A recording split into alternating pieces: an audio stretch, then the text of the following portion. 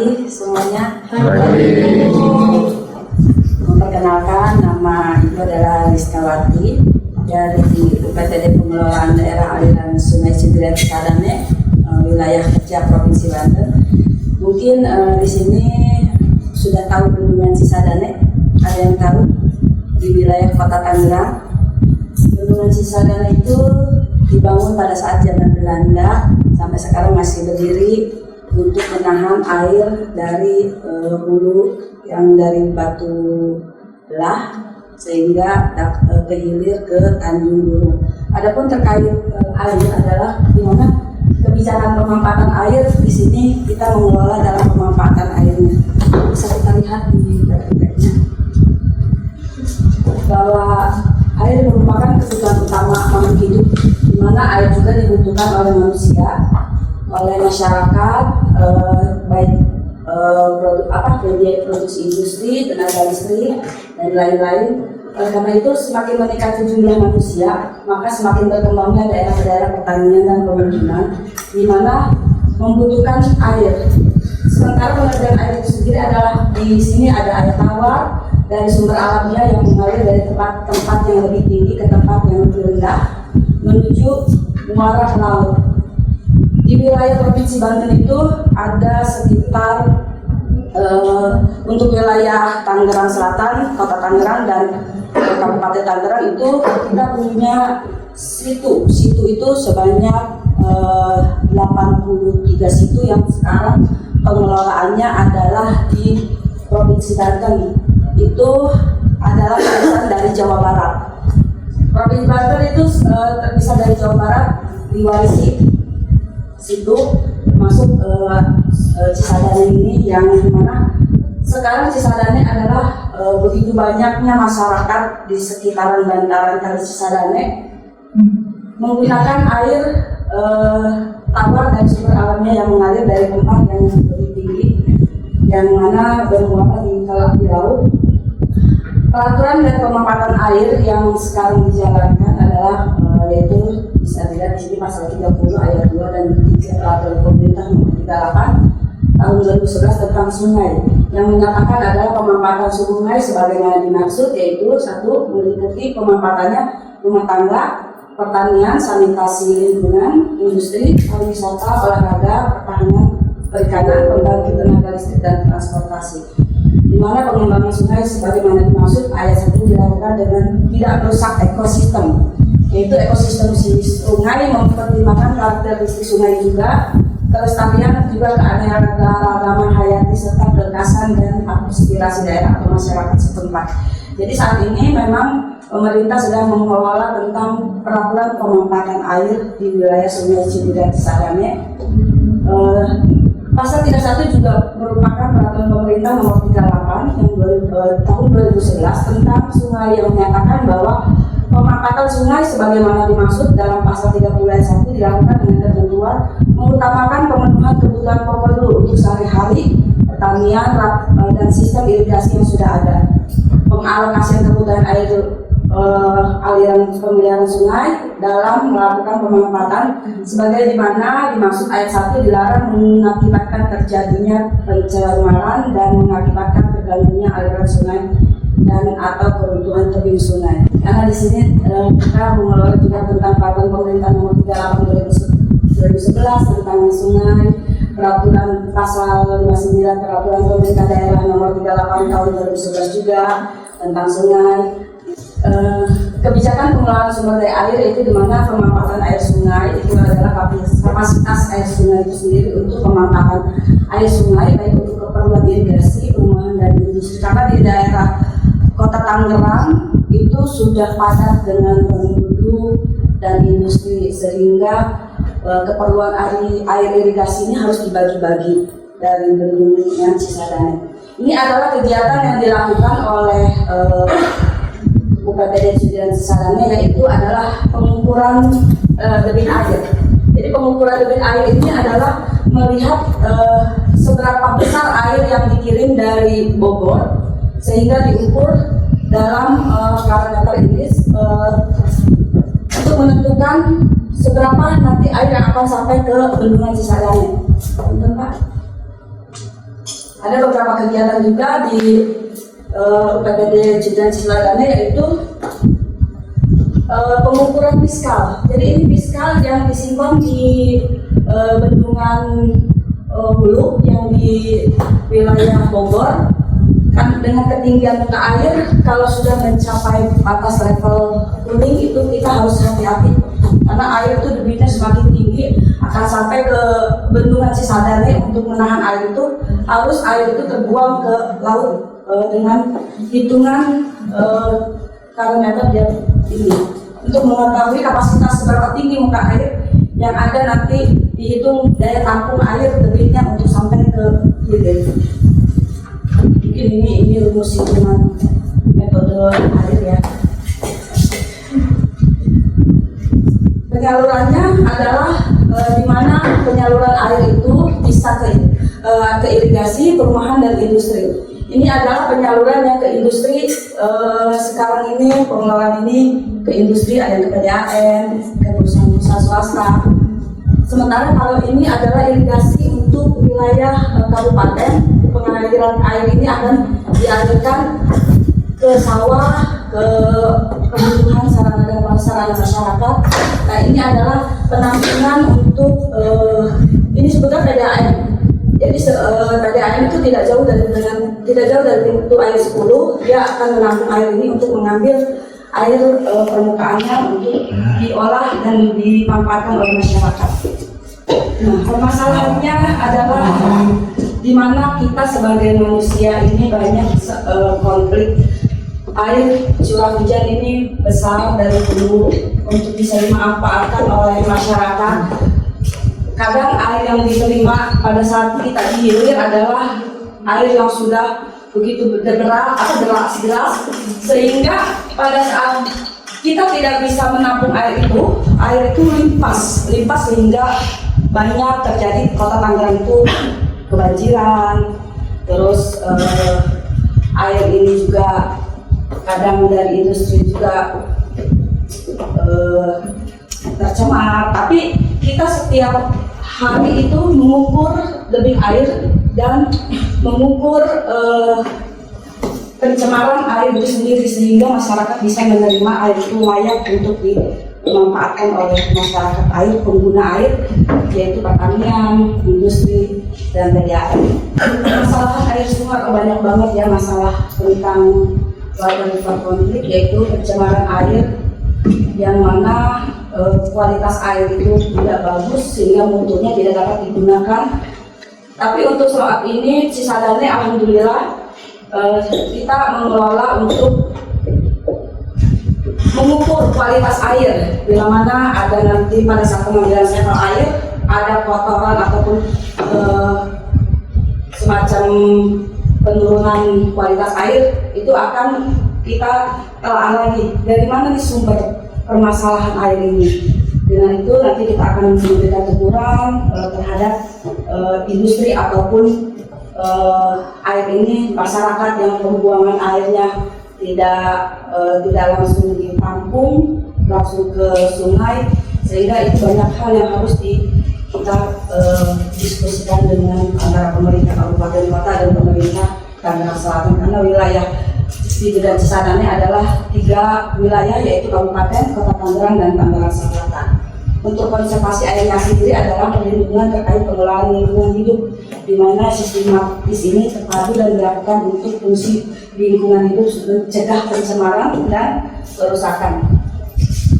Nah, undang-undang yang mengatur air ini tentang sumber daya air adalah Undang-Undang Nomor 7 Tahun 2004, di mana undang-undang ini sampai sekarang pun masih kita kaji terus untuk pelaksanaan ke depannya, karena peraturan ini adalah peraturan 38/2011 tentang sungai, peraturan pemerintah yang mengatur mengenai ruang sungai, pengelolaan sungai, perizinan. Maksudnya perizinan ini adalah pengambilan air permukaan. Nah, jadi pengambilan air permukaan ini ada izin, baik industri, baik PDAM itu memiliki izin.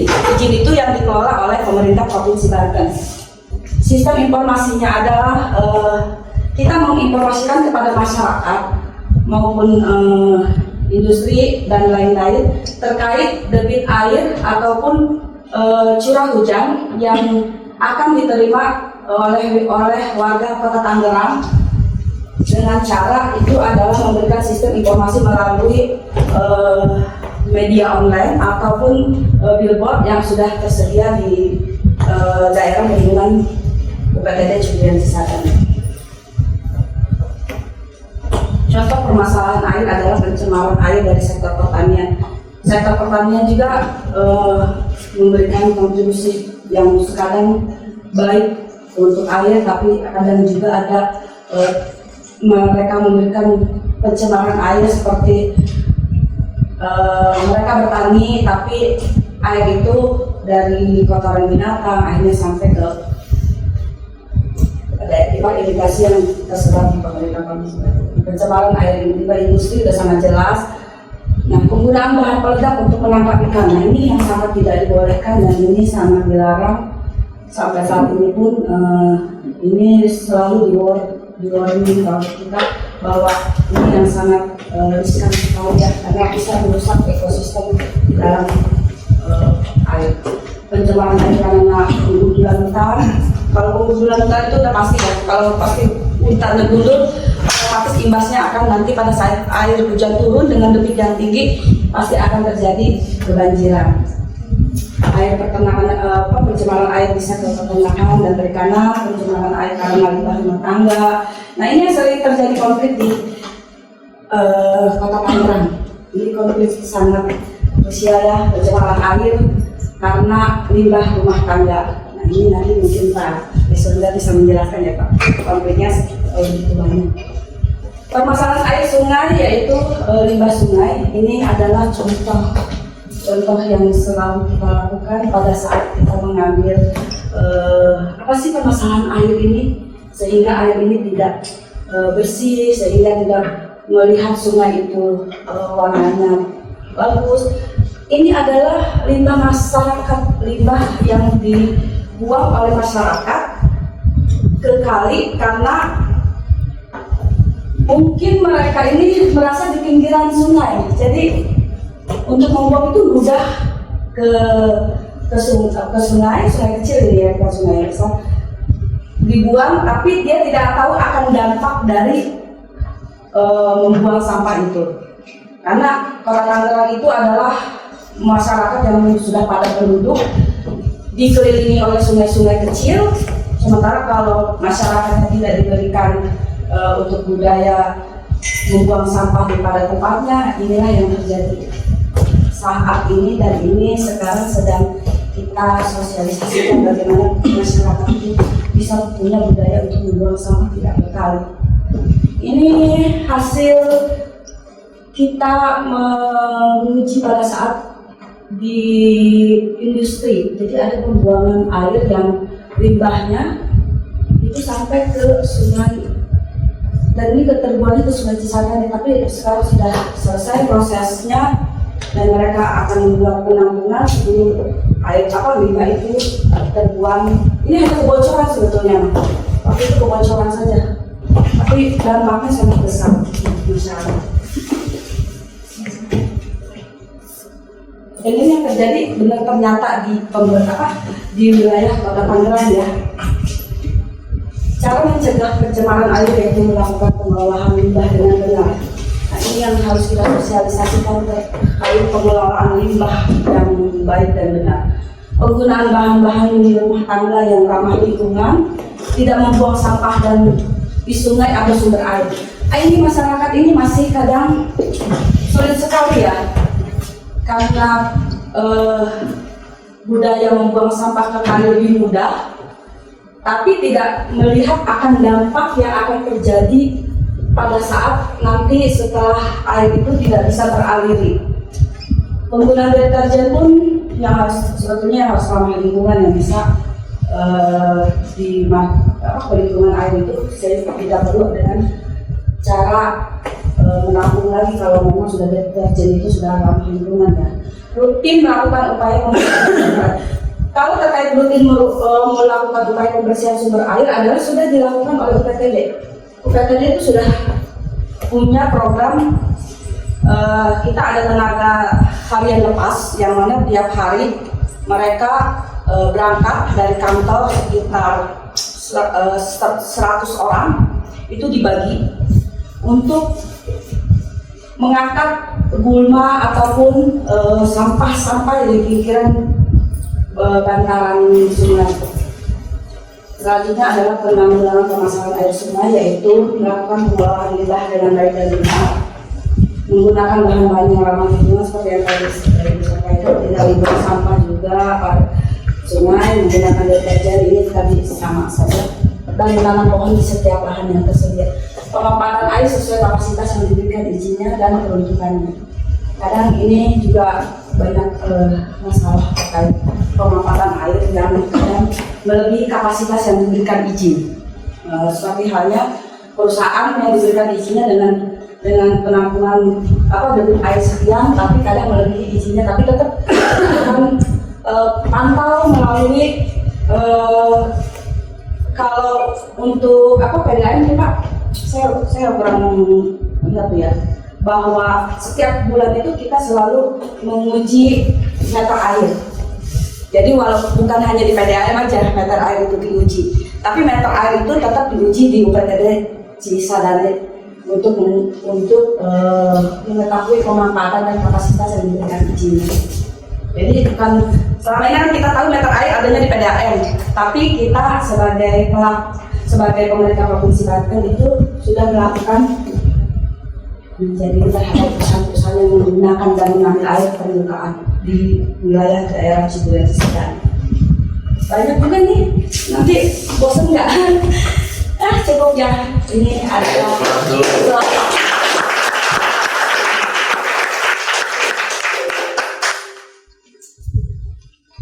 kalau bicara konflik air banyak ya, dan pemanfaatannya. Nah ini ada video ya, kita putar aja. Iya. Ini lebih kurang apa Bu, narasi video ini?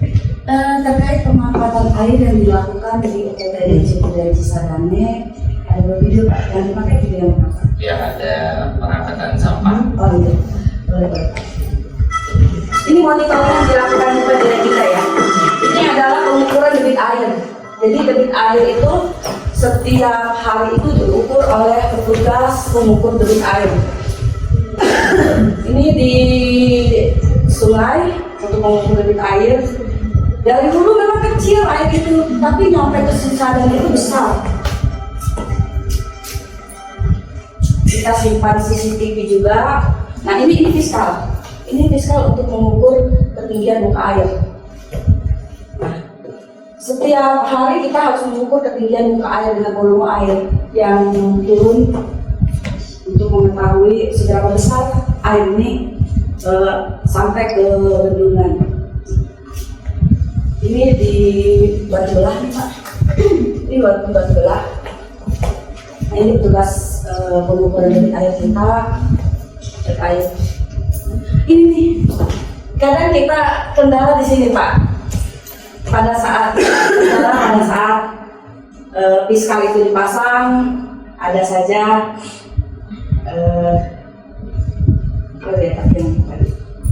nah ini patah fiskalnya.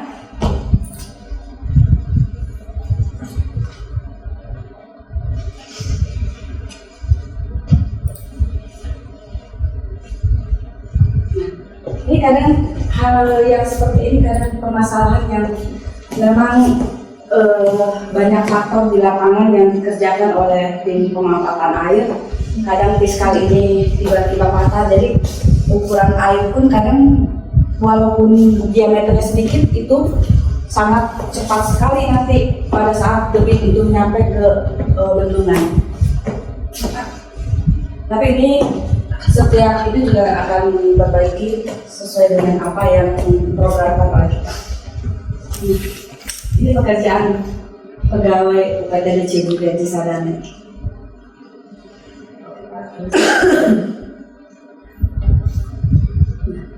Ini semua pengukuran debit yang tadi pekerjaan pemanfaatan air, di mana adalah subbagian dari UPTD Cibulan Cisadane adalah subbagiannya adalah pemanfaatan air yaitu di mana SIP ini mengelola terkait sistem informasi pengamatan air.